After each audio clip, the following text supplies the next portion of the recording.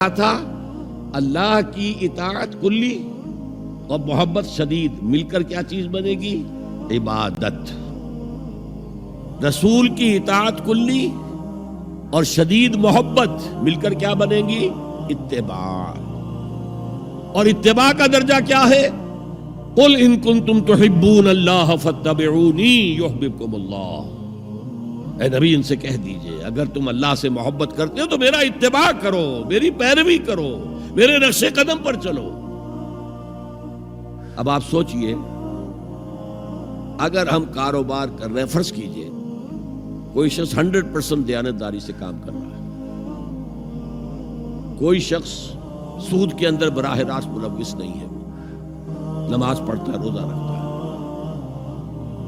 لیکن یہ اتباع نہیں کر رہا جو حضور نے جو کام کیا تھا کہ غلط نظام، طاغوتی نظام کو جڑ سے اکھاڑ کر پھینکا جائے اور اللہ کا دیا ہوا دین حق قائم کیا جائے، تو اتباع میں کیا حصہ ہے اس کا؟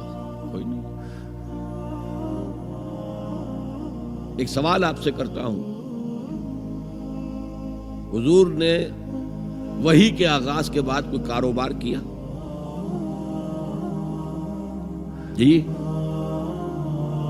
آپ پہلے بہت اچھے تاجر تھے، بہت کامیاب تاجر تھے، اس وقت کا ایکسپورٹ امپورٹ، قافلہ لے کر جا رہے ہیں شام، قافلہ واپس لے کر آ رہے ہیں، لیکن جیسے ہی وحی آ گئی، یا ایھا المدثر قم فانذر وربک فکبر، اے لحاف میں لپٹ کر لیٹنے والے اب کھڑے ہو جاؤ، کمر کس لو، گرڈ اپ یور لائنز، اپنے مشن کا آغاز کرو۔ اس کا آغاز کیا ہے؟ انذار، خبردار کرو انہیں کہ زندگی یہی زندگی نہیں ہے، اصل زندگی آخرت کی زندگی ہے، اور قیامت کے دن تمہیں حساب جو ہے اپنا پیش کرنا ہوگا، جواب دہی کرنی ہوگی۔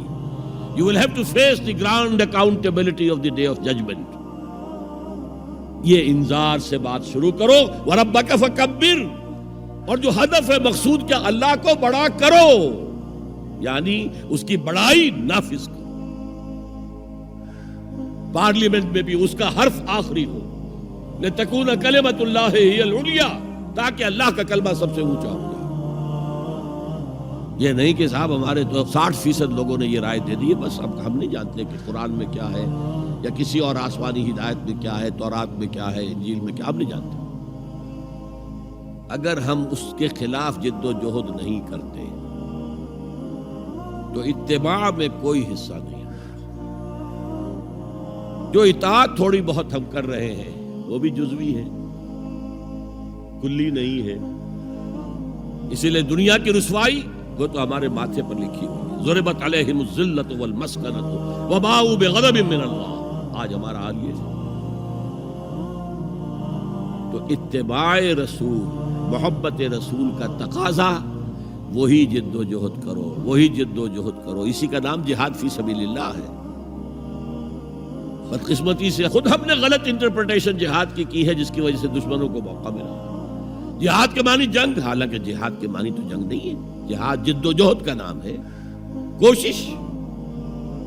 جہد کے مقابلے میں آئے گی تو وہ جہاد ہے۔ جہد یک طرفہ ہے تو جہد ہے، اور دو طرفہ ہو رہی ہے، رسہ جو ہے آپ ادھر کھینچ رہے ہیں وہ ادھر کھینچ رہے ہیں، یہ جہاد ہے۔ آپ توحید کا پرچم اٹھائے ہوئے ہیں، توحید پھیلا رہے ہیں، وہ شرک پھیلا رہے ہیں، یہ جہاد ہے۔ کوئی مغربی ڈیموکریسی چاہتا ہے، کوئی سوشلسٹ ڈیموکریسی چاہتا ہے، ان کے درمیان رساکشی ہوگی کہ نہیں ہوگی؟ یہ جہاد ہے۔ قتال تو جہاد کی 9 منزلہ عمارت میں جا کے 9ویں منزل پر قتال فی سبیل اللہ، اور یہ دونوں قرآن کی اصطلاحات ہیں۔ ہم نے جہاد کو بھی جنگ بنا دیا، تو پھر تو اب ہر شخص کو قرآن میں جنگ ہی جنگ نظر آئے گی، جہاں جہاد کا لفظ آیا جنگ، جہاں جہاد کا لفظ آیا جنگ۔ اسی سے تو ان کو موقع مل گیا۔ اے نبی، آپ ان کافروں کی باتیں نہ سنیں، نہ ان کے باتوں میں آئیں، چاہے وہ صاف انکار کر رہے ہیں اور چاہے وہ کوئی مصالحت چاہتے ہیں کہ محمد کچھ نرمی دکھاؤ، کچھ ہماری مانو، کچھ اپنی منوا لو۔ یہ تم نے جو کل پیدا کر دی ہے، گھر گھر لڑائی ہو رہی ہے، اولاد ماں باپ سے جدا ہو گئی، بہن بھائی سے جدا ہو گیا، شوہر بیوی سے جدا، بیوی شوہر سے جدا۔ جو کہتے ہیں کہ A house divided amongst itself cannot stand، ہمارا تو تم نے قبائلی جو ہمارا روب تھا وہ ختم کر دیا دنیا میں. لہذا ایسا کرو، کچھ مصالحت کرو، کچھ اپنی منوا لو، کچھ ہماری مانو. قرآن نے کہا ودو لو تدہن فیدہنون فلا تطع المکذبین. ان کی بات نہ سنیے. تو جہاد تھا جو ہو رہا تھا، جس کے لیے میں نے رات تقریر کی ہے، جہاد بالقرآن. فلا تطع الکافرین وجاہدہم بہ جہادا کبیرا. یہ سورہ الفرقان کی آیت ہے نمبر 52. اور شروع کیسے ہوتی ہے سورہ الفرقان؟ تبارک الذی نزل الفرقان علی عبدہ لیکون للعالمین نذیرا. بڑی بابرکت ہے وہ ذات جس نے اپنے بندے محمد پر صلی اللہ علیہ وسلم یہ الفرقان نازل کر دیا تاکہ تمام جہان والوں کو خبردار کر دے. انذار، اور وہ پوری نوع انسانی کے لیے انذار. اسی میں آگے آتا ہے اسی صورت میں فلا تطع الکافرین. اے نبی آپ ان کافروں کی باتیں نہ مانیں، نہ سنیں، نہ توجہ دیں. وجاہدہم بہ، اس قرآن کے ذریعے سے جہاد کیجئے. 12 برس مکے میں قرآن کے ذریعے سے جہاد ہوا ہے. تلوار تو نہیں اٹھی. الٹا حکم یہ تھا کہ چاہے تمہارے ٹکڑے کر دیں، چاہے تمہیں آگ میں جلا دیں.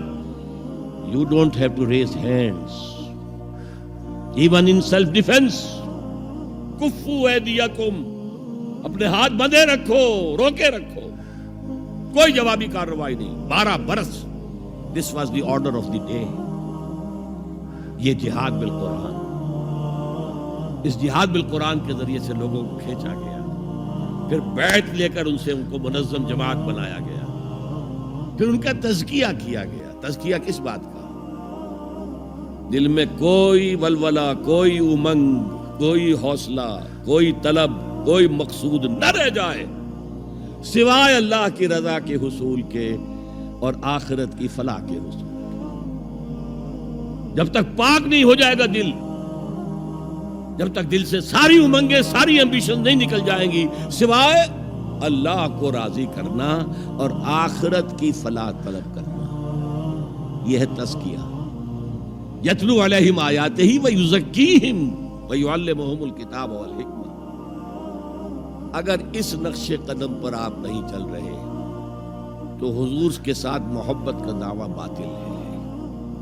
آپ مسلمان ہیں، ٹھیک ہے، آپ مانتے ہیں انہیں اللہ کا رسول، اور آپ درود بھی بھیج دیتے ہیں، نماز میں بھی درود ابراہیمی ہے، سب کچھ ہے. لیکن یہ ہے کہ اتباع رسول، محبت رسول کے بغیر نہیں.